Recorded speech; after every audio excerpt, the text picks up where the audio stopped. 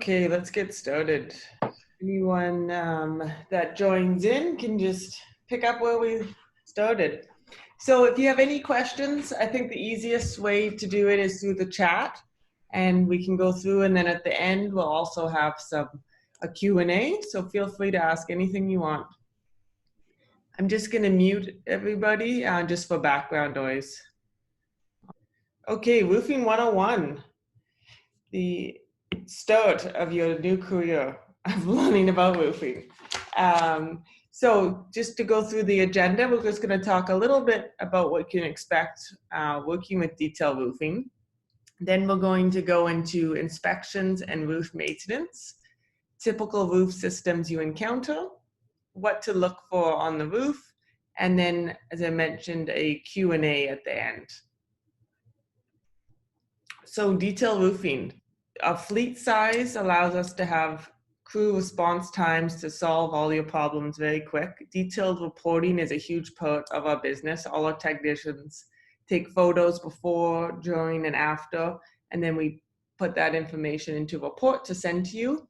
At the end of this webinar, you will receive a copy of the report so you can see it for yourself. All our site superintendents also have tablets, so if there is an issue, we can deal with it right away. Another thing that comes handy of this is, let's say it's a plumbing issue. We can take pictures, send it to you right away, and you can forward it off to your plumber so they can be prepared to come. So the real-time solutions is what we're working on. The emergency service division, so this is for things like leaks into units, plug gutter, loose metal flashing, or animal or insect damage, or anything to do with that. We are 24/7, so you can call us anytime, day or night, and we will get a crew out there. It's always one of us in the office that answers the phone, so you know you get an actual person, not an automated service. We run into this a lot also with animals. Those darn raccoons can cause lots of problems, and you don't want them to be getting into attics. Our roof replacement division. This is for replacing flat roofs, 2-ply S.B.S membranes, which we'll get into in a little bit. And then our roof repairs and maintenance division. And this is what we're going to be focusing a lot on today, is the importance of roof maintenance. So this is a quote pulled from one of your competitors' websites. We are responsible for all preventative maintenance and ongoing maintenance functions, including janitorial, snow removal, landscaping, garage collection, and HVAC maintenance. It doesn't include roofing, and that seems to be a common trend, that people don't think about the roof until there's an issue, and that's a big part that we want to change. We want roofing to become a proactive maintenance plan, just like your HVAC or your landscaping. No one thinks about it until it causes way bigger problems. So this graph, if you look at this, this is the minor proactive spending versus major reactive spending. We recommend starting maintenance after the first year of a new roof, and this ensures that the costs stay low, and every year you complete annual maintenance until the end of the lifespan, which this also ensures that the roof reaches its full lifespan. If you wait 10 years to start maintenance, the costs are going to be high, as well as you've already reduced the lifespan of the roof significantly. Another part of it is upholding the manufacturer warranties. This is in that small print that nobody reads, is that manufacturers require annual maintenance and proof of annual maintenance in order to uphold the warranty. If there is an issue arise and it's up to the manufacturer to fix it, they're going to ask, okay, well, where are your maintenance records? And that's a big reason why we do the reports, so that it's easy. You can just send it to them and it's all set to go.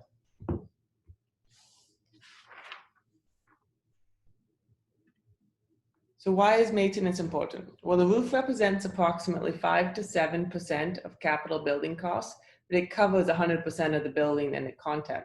So even if you have the nicest interior possible, but you have a crappy roof that leaks every time it rains, that really nice interior is going to get damaged every time it rains. So it's going to end up costing so much more. A lot of these buildings are hundreds of millions of dollars. And without a proper roof, they're not going to last. Sun, heat, rain, and cold. Your roof never has a good day. And this is so true in Ontario.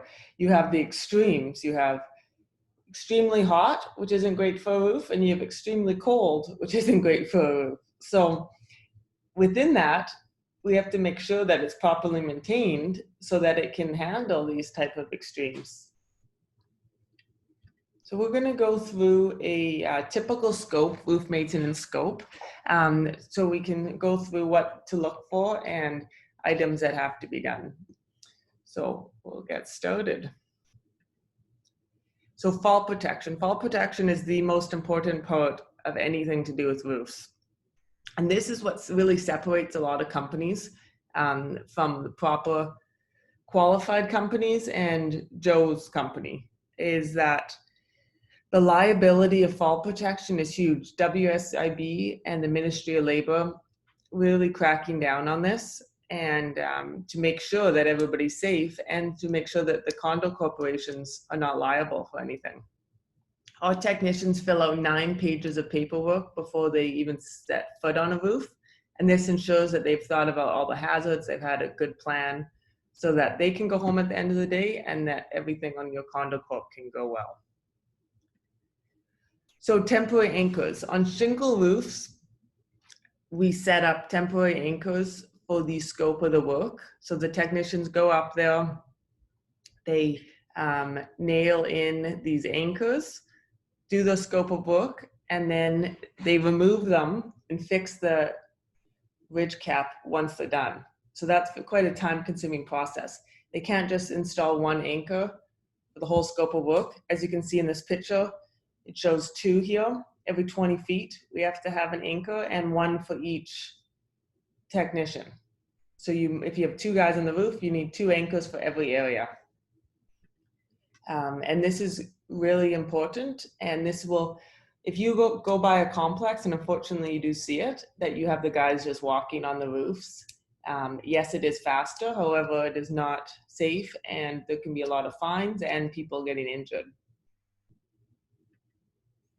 Boom and scissor lifts. This actually comes up a lot. Boom lifts for accessing a lot of the buildings if they don't have a hatch or they're too tall for a ladder. 40-foot ladders is the longest ladder that you can use legally now. They used to do 60 foot, but now it's only 40. So anything higher than that, we have to use a boom lift, which definitely does add to the cost. But unfortunately, that's the only way to access some of these roofs. There is an option to install hatches in different roofs. So if you have a building that there's an issues with access, you can always talk to us about installing a hatch, or a mounted ladder is another option.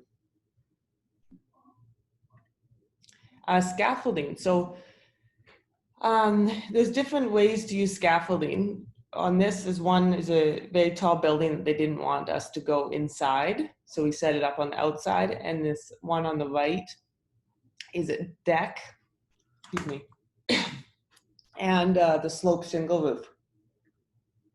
So to properly access that, it comes in different ways. If you have anything over if you have anything over 10 feet, you have to have it engineered by a proper scaffolding company, but we can work with that on setting up the scaffolding. So debris and vegetation. This is always pretty much on every single roof. They have debris and vegetation issues. And the problem with debris is it blocks the flow of water. It gets into your drains and causes plugged drains, as well as it causes the membrane or the shingles to deteriorate much faster. Now, some people think that you can just send a caretaker or site super up to remove the debris and the vegetation, but the problem with that is if you pull a piece of vegetation out of the roof and it's somebody that doesn't know about roofing, you're not going to know if you caused any damage to that membrane.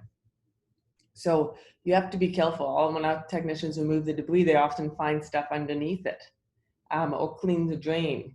They often find something around the drain. So we always look for that. to ensure that there's no further problems. As I talked about the drain. So on this left here, that's a picture of a drain with almost a tree growing out of it. And that's huge issues because in the winter that will freeze. And then that completely blocks your drain. So then when the water melts, the ice melts, or if it rains, your roof's gonna flood. And often a leak can be caused, even if there's normally never a leak, but if the roof floods, it's gonna find whole new areas to get in. The middle picture, the drain is covered, so inverted roof systems, which many of the towers have. The drains have to be exposed in order to properly drain as well as to properly clean them. So we install things such as gravel girds, which is around the third picture, and that ensures that it's easy, you know where the drain is, and it's easy to clean. So sealant or caulking, it seems like such a simple thing, but this is a common cause of water ingress, is you have a missing sealant at the vent flange or the pipe boot, and the nail will then rust. And one little nail of rusting can just allow water to get into the unit. And sometimes the slow leaks are the worst because you don't see them until there's a bigger issue. And then the bottom three pictures is showing metal cap flashing, and that requires caulking on all the seams. So we have the faulty caulking, we remove it, then you apply new. You always want to remove it. Just going over top will cause, it won't properly adhere. And then we have rust. Rust is a big problem on roofs. You see it, this is a hatch, you see it on vents, you see it on HVACs. So there's a coating called OC2000, it's actually Roof Coating 2000, and it ensures that you can seal them all, because you want to do that before they rust through. Once the rust gets so bad at those holes, we have to come up with a different plan. As soon as the hole, what's going to go through the hole is water. If you look at these bottom two pictures, those are vents. So the vents get quite rusted at the base where there's water sitting. So we apply a liquid membrane called Alzan flashing, and this is actually a new standard for the Canadian Roofing Association. And that what it is because it ensures that the vents last longer. If you don't have that on and the vent is sitting in water for months, years, it's just going to rust through, and that's going to be a common leak. With the inverted roof systems, which we'll get into a little bit, we have to open up the roof system in order to access that because of the different layers that go around the vent.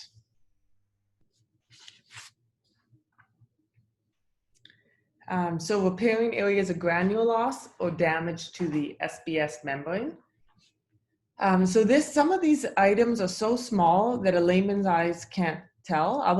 Other items, anybody can tell. If you look at that top right-hand picture, there's a big difference in the roof membrane on how it looks, and that's called granule loss. And the granules protect the membrane from UV rays because the actual membrane isn't UV resistant. So you want to make sure that the granules are there. And it's a common S.B.S roof membrane item. So normally each year during annual maintenance, you can do a portion. So it helps spread the costs out and ensure the roof lasts longer. And on the top left-hand corner, you just have small holes in the membrane. And some membranes, the smallest hole can cause very large leaks. You have things like open laps, more granule loss, and then you want to, there's different ways you can repair granule loss, either with a layer of membrane or liquid membranes. The middle photo, that's called alligating because it looks like an alligator. And it's something that you have to monitor, and when it gets to a certain point, that's when you repair those areas.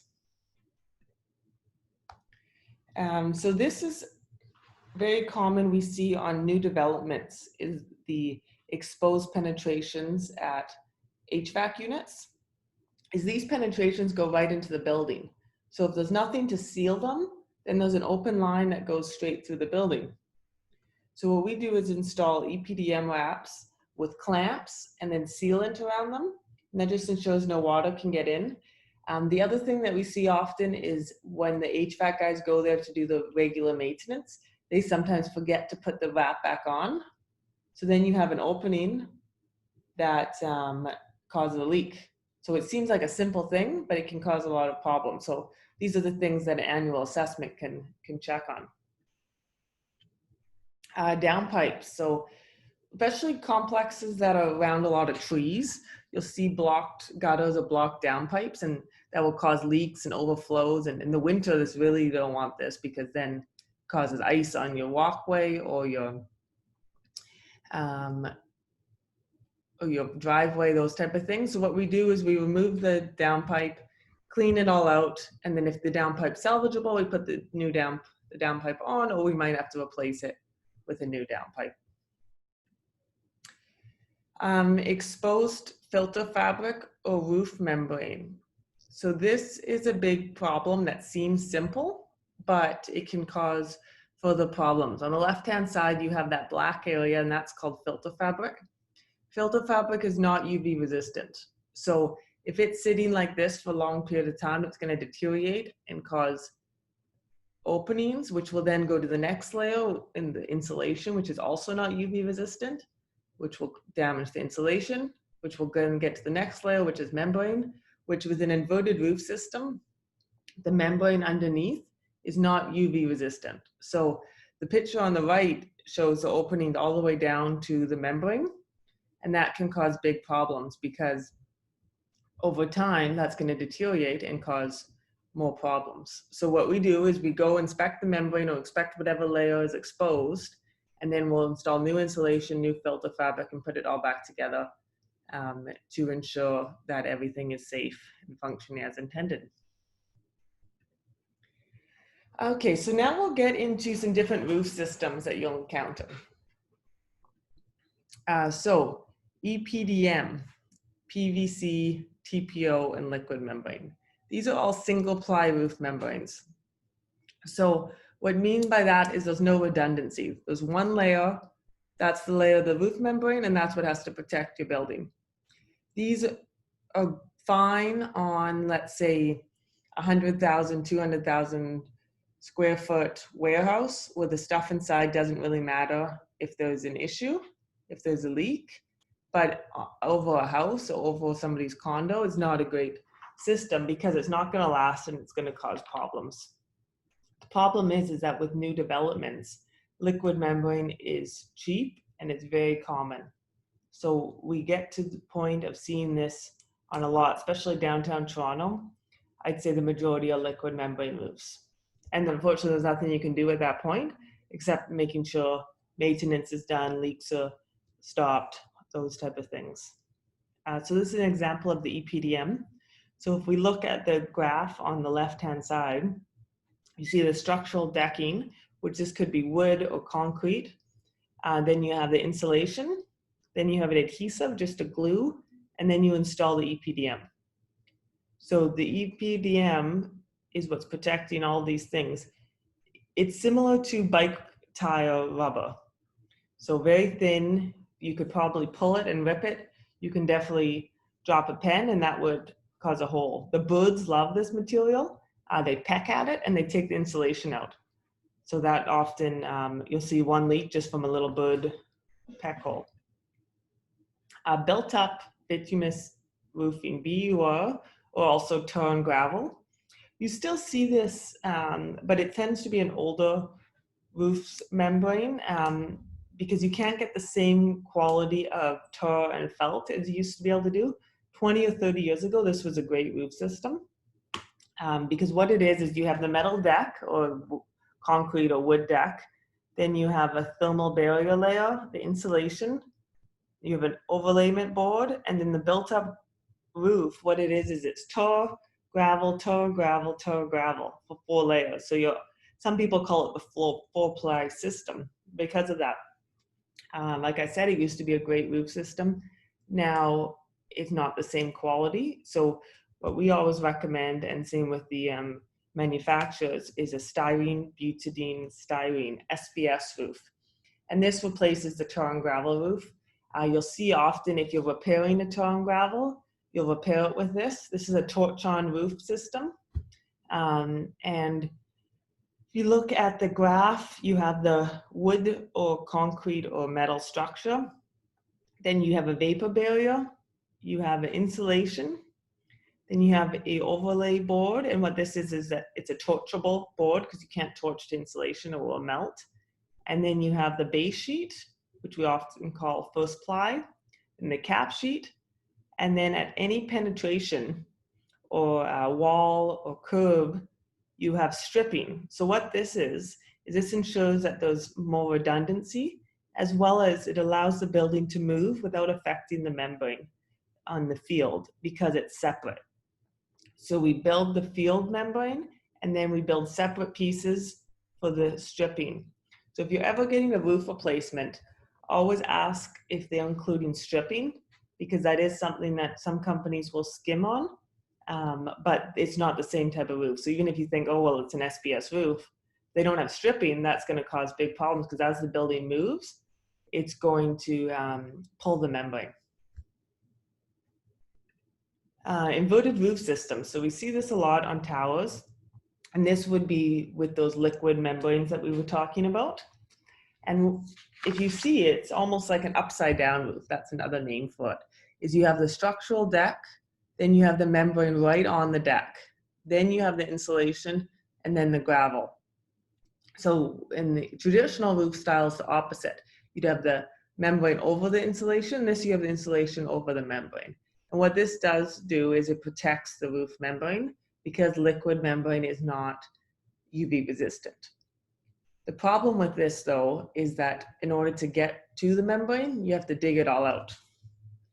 Which can be time consuming. So we see in both these pictures, it's from a leak investigation, and we remove the insulation, the filter fabric, and the gravel to expose the membrane, and then heal the penetration. So it is more time consuming. Unfortunately, there's nothing you can do if the building was installed with a liquid membrane. You're not going to replace it right away. This type of roof probably lasts 10 to 15 years with maintenance. So at that time, you'd look to replace it with a higher quality. Shingle roofing. So there's different types of shingle roofs and sloped roofs. We have the 3-tab asphalt laminate shingles on the top left. Then you have, sorry, this is laminate, the 3-tab. Then you have the T-lock on the top right. And now this, you'll probably never see if you do see it. They don't make them anymore, so sometimes really old roofs will have that now. Clay or concrete tiles, which you don't see a ton. Some areas you see it, some of the bigger houses might have it. And then cedar shingles and shakes, and you very rarely see that anymore. It's the same thing, similar to the tar and gravel. It used to be a great roof 30 years ago, but it's not the same level of quality as you had then. Another option you could have on sloped roof is metal roofing. You don't see this very much in the residential side, but commercial and industrial is quite common. Metal roofs are actually a great roof. They last a long time. They could last 30, 40, 50 years if done right, and fairly minimal maintenance. This picture is showing one that is quite rusty, which does happen with metal roofs after, say, 20 or 30 years. And what we recommend is a coating in order to extend the life. And this is an example of one of the coatings that you can use. This is the same coating we use on any rusted vents or rusted hatches. OC2000, it's a great product. So green roof systems. This is always a hot topic. People love to know about green roof systems. And you do have, there is the bylaw in Toronto on certain roof requirements for green roofs. The biggest problem is the membrane. So you still install a proper roof membrane. If you look at this diagram, it's the 4th layer.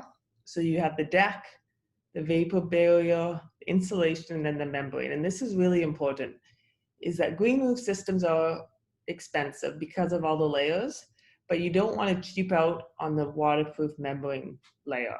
That's the most important part. If you don't have a good membrane layer, then you're gonna have to dig up all these other layers every time you have to get down there.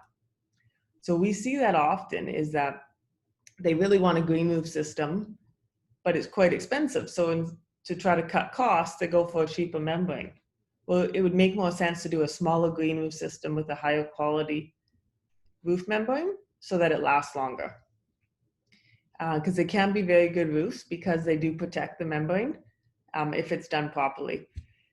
For green roofs, a lot of people think, well, what maintenance can you do on a green roof? There actually are some different things you can do. The drains are really important because you want to ensure that the vegetation is growing where it's supposed to and not into the drains. And same with around penetration. So those are the areas that we look for.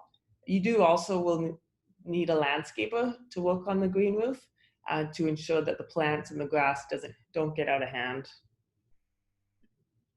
These are just a couple pictures of green roofs. Some hotels, the top one's a hotel, and they grow their herbs on it. The one below is just a simple green roof system with grass. So there's different avenues you can go. Okay, so what to look for? So these are all now examples of issues on roofs that we've seen that, or even things that are common, like a site soup, or if you're going up on your roof, could see. Now I would be careful about going on the roof, as I mentioned with the fall protection, is liability of that is really important. We don't want anybody to get hurt, which is why we recommend annual roof maintenance by a qualified technician because they have the experience of going on the roof. So if we look at this picture, top left-hand side, this is one of the layers of the roof is completely coming off. This roof is not in good condition. The middle picture is a tar and gravel roof system with quite a bit of splits down the middle. And those will just keep splitting unless they're fixed. So this one's about a 50-foot split that we found, which can cause huge issues because you'll go inside and it would just be water pouring in. The top right, that's a pitch pocket.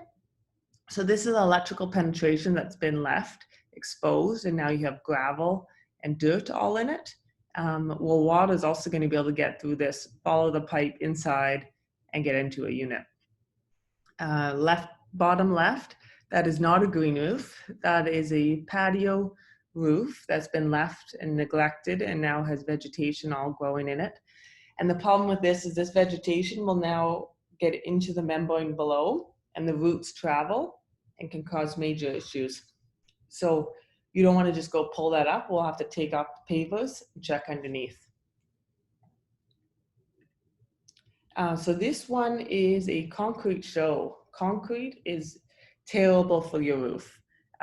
You see it's often sometimes used by companies for leak investigations because it's an easy, quick way to do it. They go up, they'll pour a bucket of concrete on it and call it finished, send you a bill. But concrete causes major issues to your roof. In that top right-hand corner, they put that at a drain. Well, that concrete is going to go to the drain because that's where water goes. It's going to go into the pipes and it's going to block them, which will then cause structural issues to your building. So although you might think it's a cheap invoice for the leak investigation, you're going to get a way bigger bill fixing your roof and fixing your building down the road. So there's different things you can use that are significantly better than concrete. So this is an S.B.S roof, and we have some granule loss. We have a blister. That's what this bubble one in the middle is. And that's right on the seam, which isn't good because it will burst like a bubble, and that will allow water in.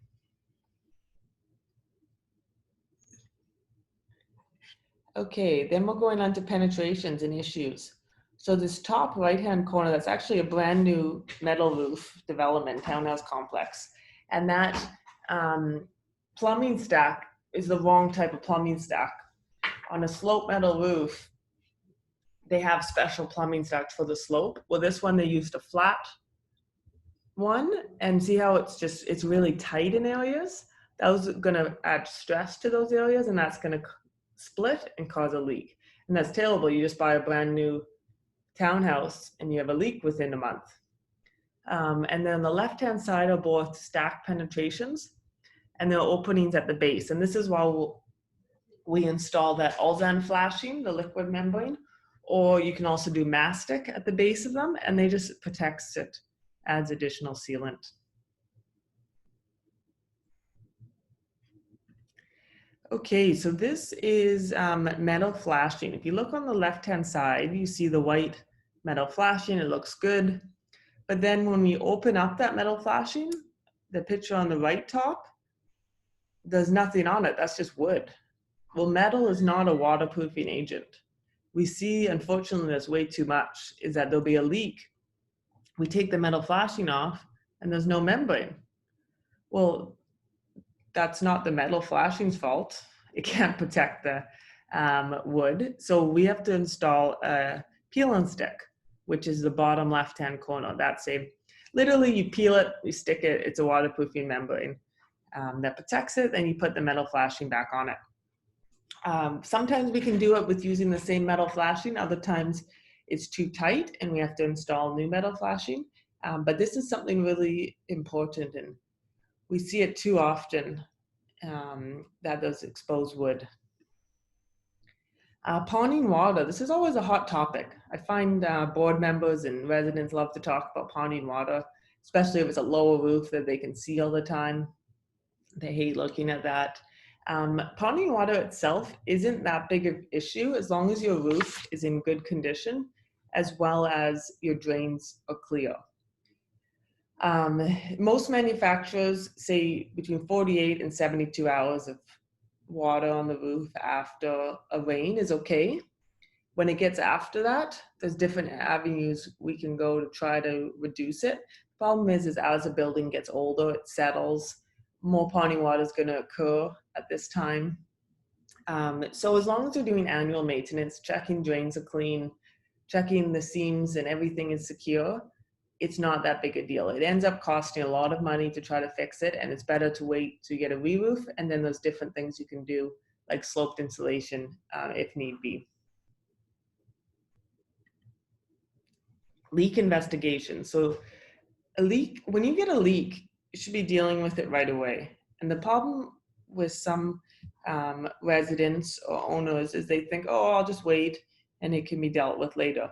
But your water is going to keep coming into the building, which can cause structural damage, it can cause interior damage, which is just going to add to cost. So what we do is send a technician out. They investigate the area, and this might include removing the decking boards, cut test into the membrane to see if it's wet. They always go inside the unit so they can trace it. There's different steps, they measure it out.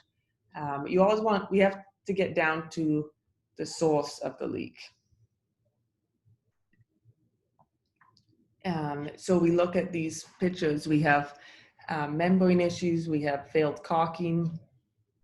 We can put a screwdriver straight into the concrete. That's a big problem. You should never have it that there's an opening straight through. So this is why we want to deal with leak investigations right away, because something like this you might not see, right? Just if the resident goes out and tries to look for the leak, where the technician needs to open it all up and investigate. So when you leave it, this is what happens. You have major drywall damage, or you have the wood deck, and if it gets to a certain point, then you have to replace the deck, which is much more costly. We don't want mold, we don't want rotten plywood. We need to stop it right away. So speaking of interior, we have attics. Attics often come up in the winter for condensation, because someone will think they have a roof leak, and we go there, we find out there's actually issues with the attic, because ventilation is so important here. You will have to make sure you have enough outgoing and incoming air to ensure that the moisture doesn't stay in the attic. So if you look at it on the right-hand side, you have the bathroom or kitchen exhaust fan. They vent right into the attic space, but then you don't have any vents that go out, so that air just stays in the attic and circulates. You also see that the insulation has blocked the soffits, so it really has nowhere to go.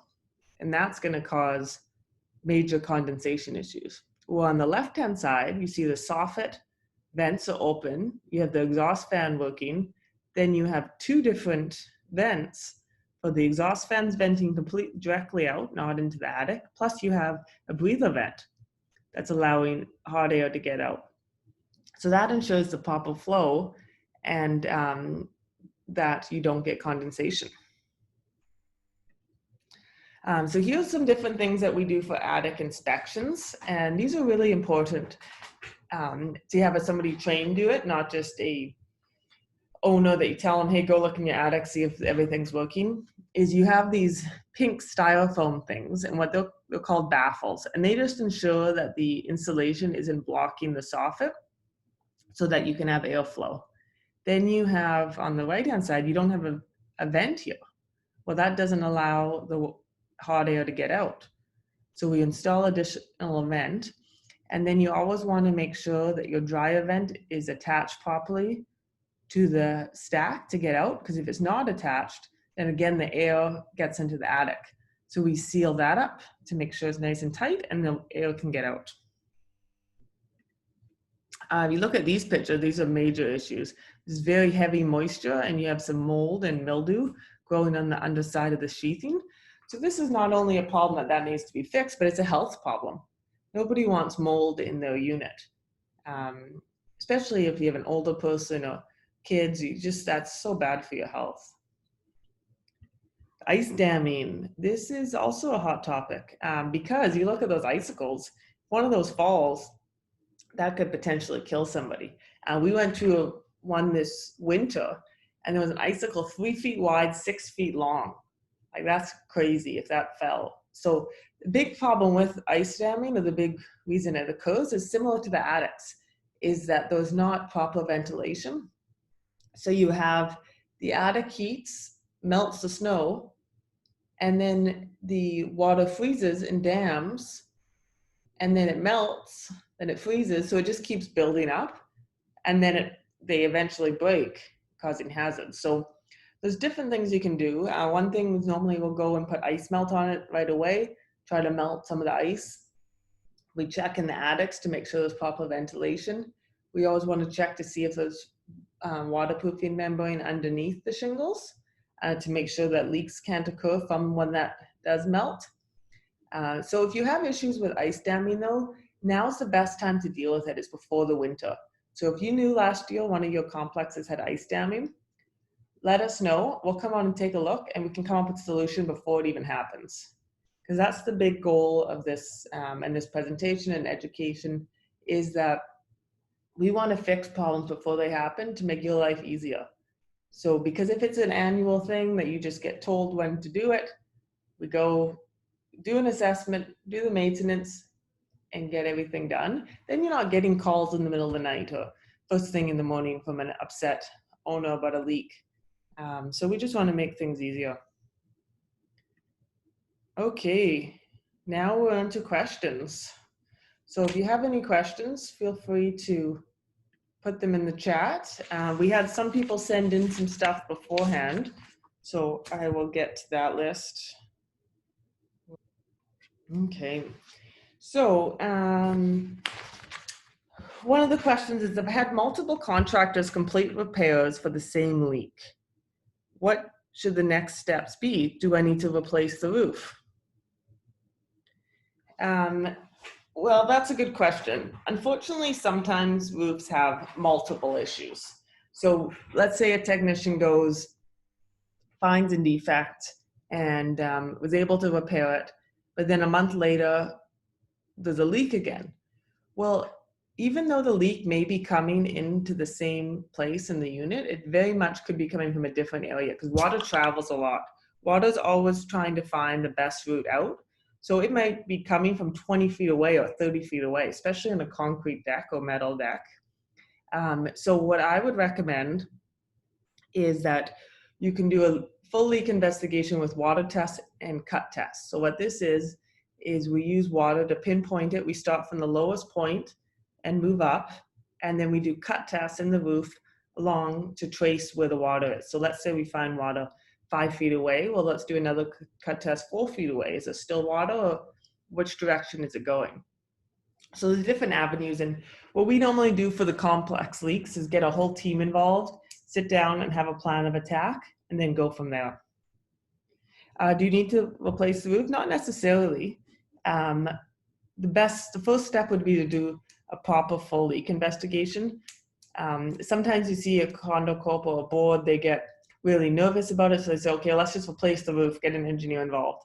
Well, that could be millions of dollars. Let's stop. Let's have a proper plan. Maybe it will only cost you a few $1,000s to fix this.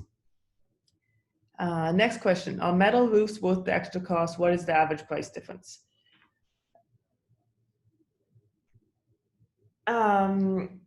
Metal roofs are a great roof system in certain situations. They probably be double the cost. It's actually quite a bit of difference, but they'll last almost double the time. But there's only certain things you want to do in like a townhouse complex. I don't think it's necessary. There are some that do it. It's cost quite expensive, but it's minimal maintenance. Where I might do it is mansards. So like sometimes you have those little roofs around the outside, because that makes the building look nicer, as well as just takes care of one area of the roof that you don't have to worry about. So if they're considering different things, that's what I would be more inclined to do. Or like sometimes they do it on garage roofs if they have separate garage roofs, or the clubhouse roof, different stuff like that.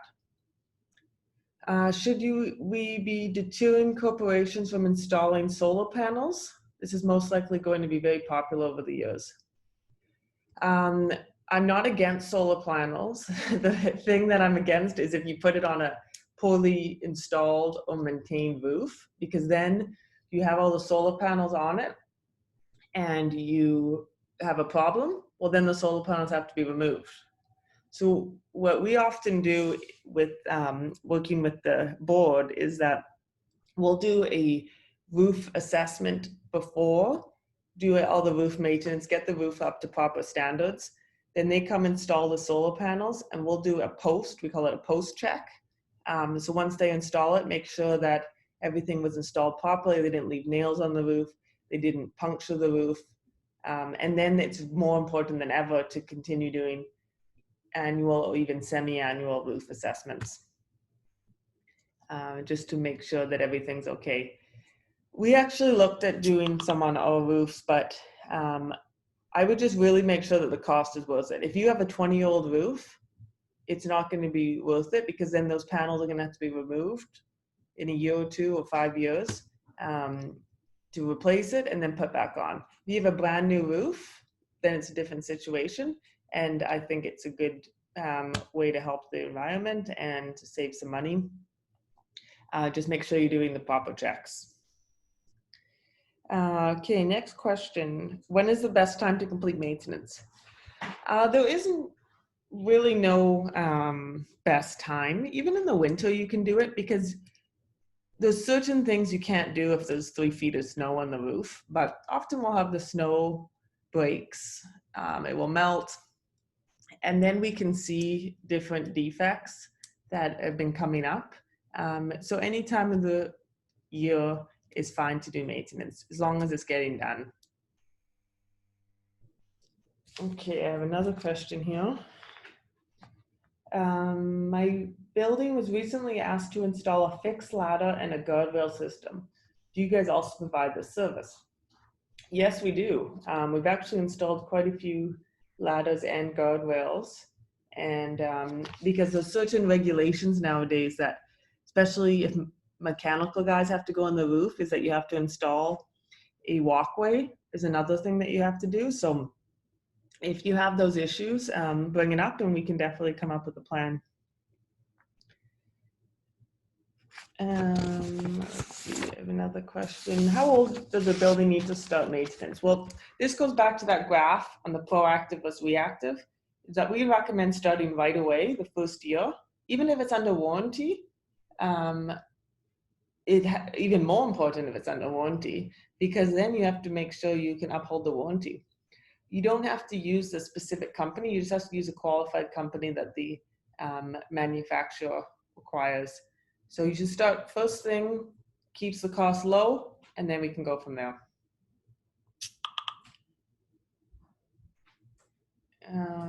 Okay, if I haven't had any leaks, why do I need to do maintenance? Well, the whole idea is to prevent leaks from happening. If you wait till you have a leak, then you're going to also have interior damage to repair. You're going to have the leak investigation, the repairs. It's just going to cost way more. Where if you just did maintenance, be proactive, you have the same cost every year. Yes, things can still occur, but this will help to ensure the majority don't. Then a follow-up, how can I tell when the roof is failing? Well, it's difficult for you to tell. That's why you should do annual roof assessments. If you're having a lot of leaks, certainly it gets to a point that maybe you do need a roof replacement, but maybe it's just a certain area that needs to be replaced. So there's different plans you can do to help budget for the board. Okay, I think that's all we have right now. Well, thank you everyone for coming and joining in. We'll be sending out a quick survey. If you can answer, we'd appreciate it, as well as your certificate for Roofing 101 and the examples of the reporting. So have a good day, everyone.